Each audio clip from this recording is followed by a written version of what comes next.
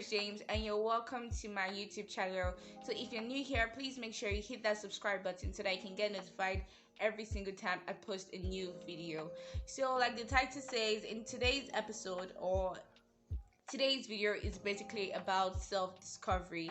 Self-discovery is something that's very important to every single person because everyone has a plan and purpose for their life. Fortunately for me, I discovered myself at a very, very young age. So I'm just here to tell you guys about my experience, and hopefully you can take some little things and level up and make your goals turn into reality. So my entrepreneurship journey started when I was 10 years old. I started writing for magazines at the age of 10. I started writing for magazines at the age of 10 because it was not just one magazine. But at that time, I was writing for one magazine, Young and Glorious. And then it was a Christian publication, and it was by a church member. That's when I discovered that I could actually write and I could express myself. I wrote like twice in that particular magazine, and I was the cover one time. Yeah. So I was really happy, and that was the first time I was put in the spotlight. I believe that was the first time I was exposed to what it felt like to be kind of like popular, because you were doing something that your mates are not probably doing at that particular point in time. So that kind of gives you that spotlight. So that was the first time I was exposed to that, and it was quite an interesting feeling, knowing that you are starting early and young. And sometimes I think one thing that actually did come to play was the fact that I was very young. I felt like a youngster, even if it was like a publication that was just starting. It actually brought out that courage and that zeal, because I felt how it was to be successful, and I didn't want that feeling to go. So that's why I kept pushing. So after I wrote that magazine at the age of 10, I did other things in school. I used to sell, even if it wasn't allowed back then. I used to sell in school because I just liked being independent. I didn't want to always have to call my mom to get things done. So that's another beautiful thing about being an entrepreneur, the fact that you can do things and be accountable, and you have your own money, and you're literally running your own life. That's the beauty. There's nothing more fulfilling and satisfying than that, in my opinion. So after that, I was in a boarding school. I couldn't really do much because I only had the holidays. Then I discovered around just 3 or so thereabouts, I had a flair for acting. I had a passion for acting, so I used to sneak out of the house and go for auditions, because I felt that I wanted to be discovered as an actress. So that's what I used to do, and sometimes I actually did get roles. Unfortunately, I was even supposed to be part of the cast for this particular show. I cannot remember the name right now, but I got the role, but I couldn't act because my parents were kind of like against it. My mom felt like I was moving too fast, and she just wasn't comfortable with it. So that one shot went down the drain. Fast forward to SS3. There's this beautiful habit I actually developed when I was in SS3, and I think it has brought me a long way, and it's still going to take me places, and I just want to share that with you. When I was in SS3, I had a journal that I called my goals book. Like, it was written on its goals book, and I used to write it down in the night and write plans for my life. Sometimes when I actually do go back to it, I realized that as a child, I really had a lot of goals and ambitions, and some of them, interestingly, are actually coming to pass right now. But it's so beautiful for me to sit down, like now that I'm 20, and look at my goals and ambitions like when I was like 16, 17 years old, or 15 thereabout, and like see the progression and see how those things actually do help. So I used to write down my goals, my objectives. I used to write down the name of the brand I want to start. That time I wanted to be a blogger. the name of the blog was going to be Scara Blog. It was going to be Scara Lifestyle. That's what I wanted, because how the name came about was that when I was younger, I used to have this scar on my face, and I used to have a lot of scars. So, but eventually, when I started learning about self-love, self-appreciation, I used it as my own. I use it as my own trademark, something that I want people to know me for. Okay, yes, I'm that girl that has been scarred physically, but yet I am excelling and I'm doing my thing and I'm killing it. So that was my whole point back then. I also wanted to own a line of dairy products. I had so many goals, like so many goals. I think I'm going to do a like short video and like put it there so you guys can see.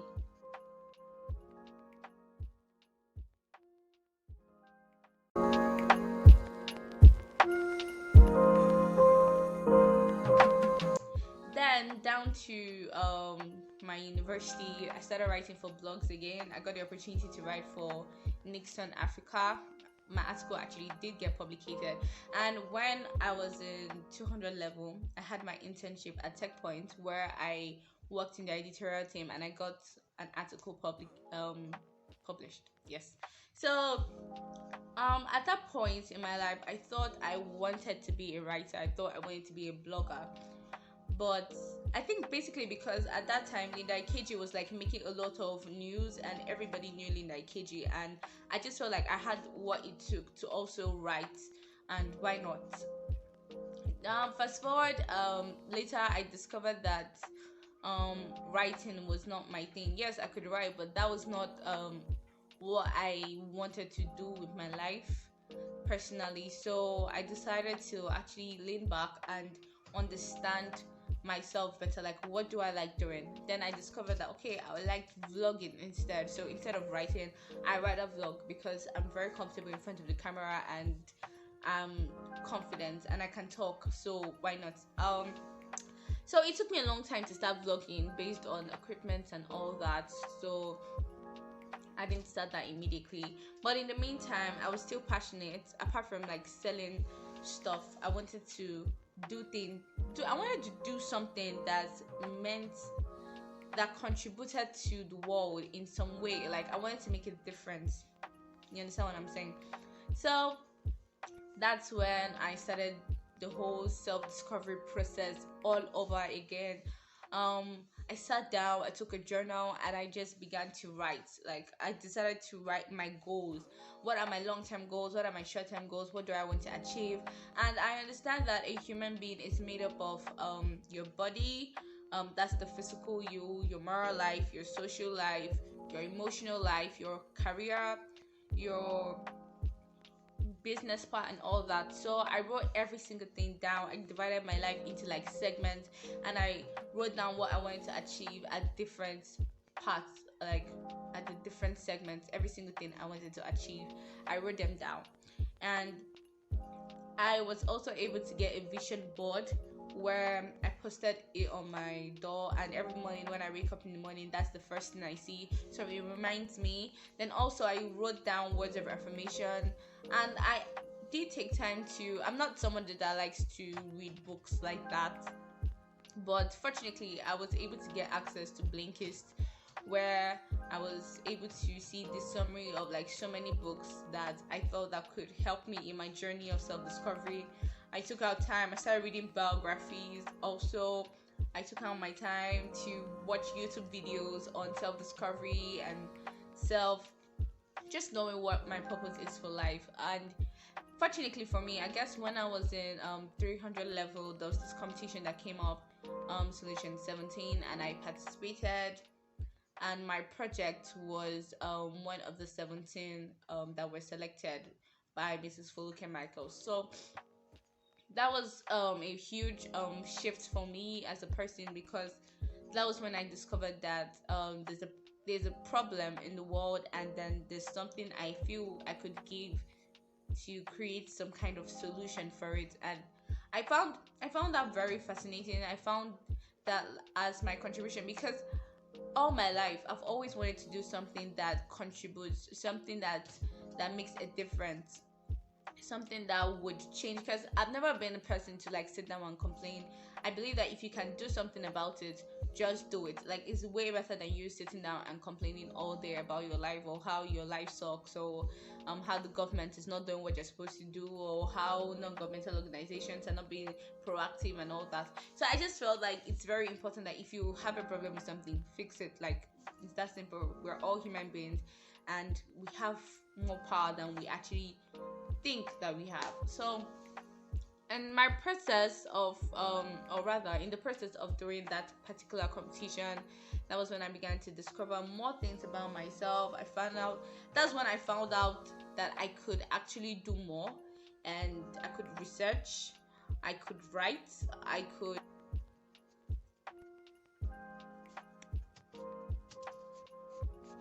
okay, so I discovered that I could use some lip gloss. Okay, so as we were saying, during the competition, then I discovered more things about myself. I also discovered that I was smart. I was smarter than I thought, and I could actually offer more to the world than just I don't know, than just sitting around. So yeah, that's okay, let me tell you a bit about that competition. It's climate change. It was basically about climate change. So it was climate change, climate action. Yeah, sorry, climate action in Covenant University. That's basically what it was about. And I was actually happy that I did participate in that, because it exposed me to understand that I was capable of doing much more than I thought I could. And that's how my journey began. And I discovered that I was really passionate about climate change and actually want to make a difference as regards that particular topic. And I feel like ignorance is not an excuse for anybody. So like, I feel that everybody should be a climate activist as much as everybody should be a feminist. So yeah. And that's how I started the entire journey, and I started discovering more things about myself. So basically, for the purpose of this video, I like to highlight the fact that self-discovery is a process.